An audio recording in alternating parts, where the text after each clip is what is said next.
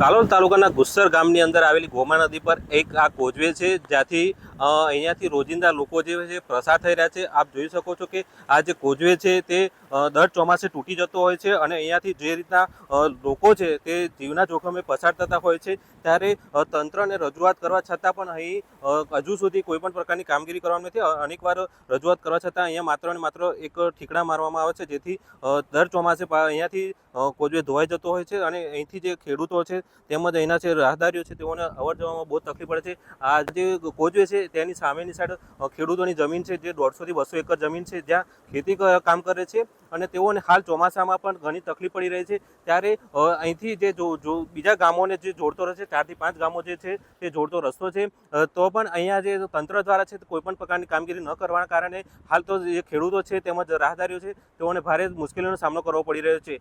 Dashrathsinh Parmar, news capital, Panchmahal. ગુસરથી અડાદરાને જોડતો ક્રોઝવે ગોમા નદી ઉપર આવેલો છે અમારા ગામ પાસે।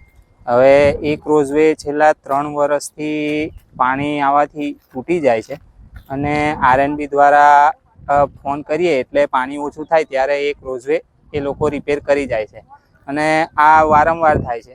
એટલે અમે આરએનબીને રજૂઆત કરી છે કે આની ઉપર બ્રિજ બને એવી ઘણી વખત રજૂઆત કરી છે અને એવું કહે છે કે મંજૂર થઈ ગયો છે, પણ હજુ કોઈ એની પ્રોસેસ થઈ નથી। તો અમારી આરએનબીને સરકારને વિનંતી કે વહેલી તકે આ કામ કરાવે।